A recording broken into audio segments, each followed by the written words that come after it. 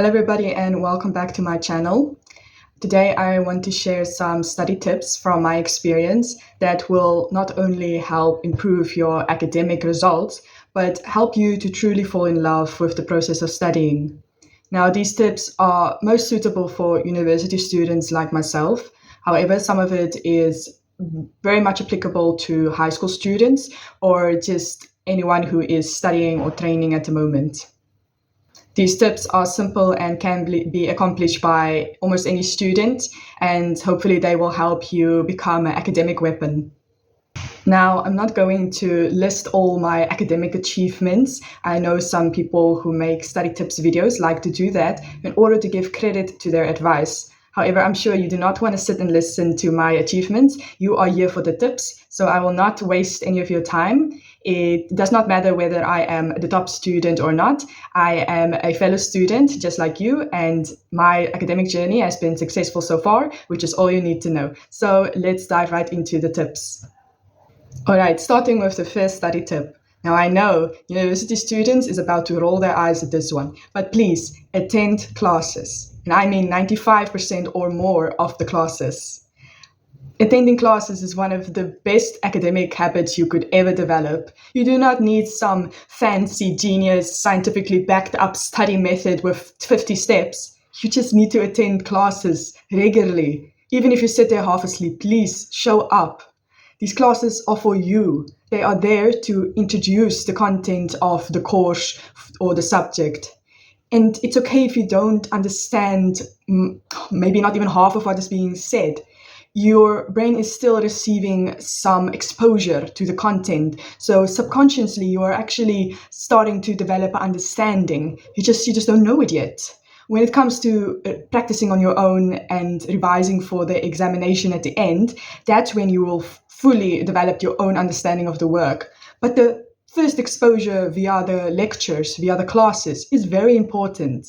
Please, I cannot overstate this one. This is why it is the first tip, because the first step you need to take is just simply to show up to class. And of course, it will help a lot if you preview the content before attending the class so you show up prepared. However, it's even okay if you don't do that, as long as you just show up to the class and try to listen, okay? Not just sit there, but try to think, try to listen. Apart from the pre-exposure to the material, you also can ask questions. Or if you don't want to ask questions, which is totally relatable, you can hear what other people ask and what the teacher's response is to their questions. Like, you get to listen to interesting questions and receive the answer for free. You don't have to even ask it yourself. And you can also, of course, pay close attention to your lecture and what specific concepts do they highlight a lot, because those are most likely going to appear in the final examination. So show up to class, and then half of the work is already done. The second study tip is to think and to analyze. Now, this mostly takes place outside of the classroom, like after class or when you're revising the work or when you're talking to your fellow students or tutors. Studying really is not memorizing everything word by word. It is about training your mind based on facts to analyze and to come up with its own unique interpretation and understanding of the work. Now, obviously, this very much depends on the subject, since some subjects really just depends on how much you practice it. But for most subjects, I want you to think about the content, even if you still don't quite understand everything. I just want you to ask yourself, why does this matter? Why is this course teaching us this? How can it be applied to my country or to the world? Why am I even learning this? How could this help me in the future? Help me be a more competent individual in society? It will, of course, help a lot if you have another party, such as a fellow student, a parent, or a friend who's interested in the material of what you are studying, and then you can discuss with them and hear their opinions or how they interpreted it, or really just tell them what you think about the content and why it is important.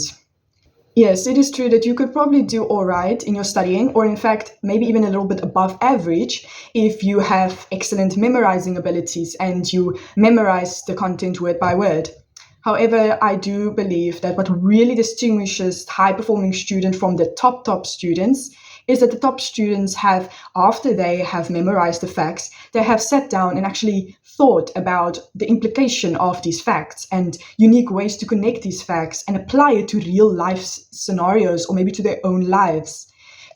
Analytical thinking of what you study is what makes studying so meaningful and engaging. Because once you develop the ability to think analytically about what you study, it will become much more fun, and you might even get addicted to it because it is fascinating with how your interpretation can differ from someone else's.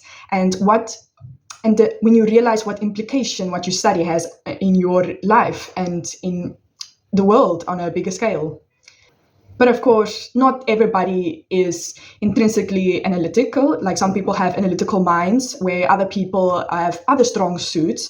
However, unfortunately, you really do need to have that analytical thinking and critical engaging ability if you truly want to excel at most of the university subjects.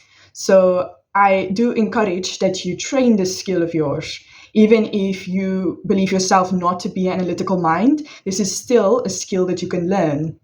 To think and to analyze what you study and why you study it, it will help you become more curious rather than just studying from pure pressure. Of course, even top students are driven by pressure. However, they are also curious about what they study and what implications it has on their life. It's just like when we were children, we were curious about learning about the world, not necessarily only pressured into learning about it. So it's about time that you bring back that curiosity and start to think and to analyze instead of just memorizing. But still, memorizing is a part of studying and is needed to achieve good grades. So moving on to the third study tip, I highly recommend for memorizing things to make flashcards. Making flashcards is such a well-established and scientifically backed up study method, yet there are still so many people who don't make any flashcards. These days, there are wonderful free websites and apps that you can use to make digital flashcards. You do not have to print them or make them by hand. For example, the website that I personally enjoy using is brainscape.com. It is free and I really like the easy user interface. So do consider checking it out, or similar ones. Now, I know there's already a lot of flashcard decks available, and maybe some of them you can use for your course or subject. However, I still highly recommend that you create your own flashcards. Because while you create flashcards, you are going through the content and you are organizing it. So you become very much aware of what is the material for this course. You also decide, usually, maybe even without noticing, you make more flashcards for the concepts or the themes that you don't understand that well. And the ones you already understand pretty well, you don't necessarily make that many flashcards for that. So in that way, your flashcard decks are highly personalized for your current understanding, strong and weak points. So I recommend you make your own flashcards. It will really just allow you to personalize it for you. Some people might prefer a lot of detail on their flashcards, where others prefer to keep it very short and simple. Some people might prefer to have little summaries on their flashcards, where others like to have questions, so they directly test their knowledge when they go through the flashcards. Flashcards are just so easy to make and actually quite fun. And they really just help turn passive studying, like reading through the content or textbooks, into active recall, where you actually try to genuinely recall from your memory what is on the other side of the flashcard. It is just an excellent way to really strengthen your understanding and consolidate the facts that you need to memorize for the examination. So don't forget about those flashcards. Really, they are a wonderful study technique. Moving on to the next study tip. The next study tip is applicable to your study plan in general. Please keep your study plan simple and short. Don't overcomplicate your study routine or your preparation outline with multiple steps and fancy techniques. This will drain your energy and motivation before you even started revising for the examination. Create short, clean, direct study plans with only a few steps and only a few techniques. The techniques that you have found really work for you. Not some fancy sounding technique that someone on the internet recommended to you because it so happened to work for them. Use only the techniques that really help you. When your study plan or routine is very simple and easy to remember and apply to a wide variety of subjects or projects, then you're much more likely to stay consistent and much less likely to procrastinate. I think that if I had a very long and complex sounding study plan with 50 steps, I would be way too intimidated to even start.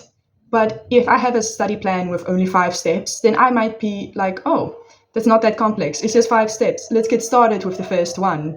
But the irony, of course, can be that the 5 steps is 5 very big steps and that it will take me just as long in total as the 50 steps would have. However, it's all about tricking your mind. You see 5 steps sounds much less intimidating than 50 steps.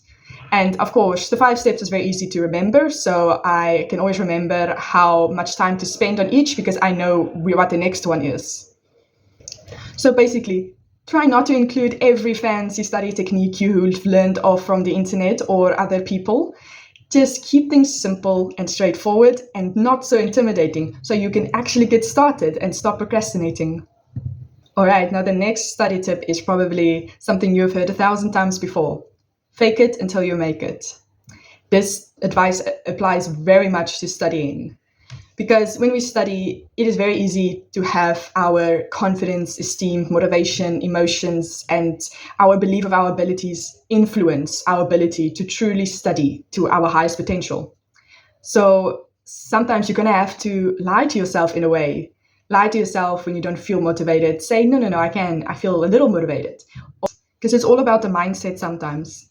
Because essentially, most of us, if not all of us, are actually born very intelligent and we have incredible abilities, and therefore we should, on paper, achieve incredible academic achievements. However, of course, life is not that simple, and many other factors influence our ability to study to our full potential or not, such as life events, our belief of self-worth, or our quality of relationships, and etc., etc. So unfortunately, you're going to have to trick yourself to shift your mindset and your perspective on the situation just a little bit so you can actually get a little bit of studying done. But of course, the idea is that eventually you don't have to fake it anymore because you will actually make it. So then you will become what you have been lying to yourself about. So then you won't need to lie anymore because you have become so used to it. It has become your new normal mindset, your new normal perspective on things, which is wonderful. And is actually the secret to most of the qualities that people praise in the top students, such as being confident, self-assured, and motivated. Those qualities are not necessarily something top students were born with, even though they sometimes have personality traits that can help them acquire these wonderful traits. However, mostly, perhaps they just lied to themselves to the point where they did become confident, self-assured, and motivated. So believe in the old tale of fake it till you make it. Now, the previous study tip ties a lot into the last study tip. The last study tip is about the module student mindset. Whether you are a model student at the moment or not, I want you to picture that version of yourself, that disciplined, focused, hardworking version of yourself, or whatever kind of student that you truly aspire to be. And I want you to step day by day, little by little, into this identity. Having this mindset of wanting to be the best version of yourself as a student, wanting to be a module student, it will encourage responsibility, curiosity, and genuine pride in your studies. I want you to imagine that you are already the model student, which is how this ties to fake it till you make it. I want you to fake being a model student to the point where you become a model student.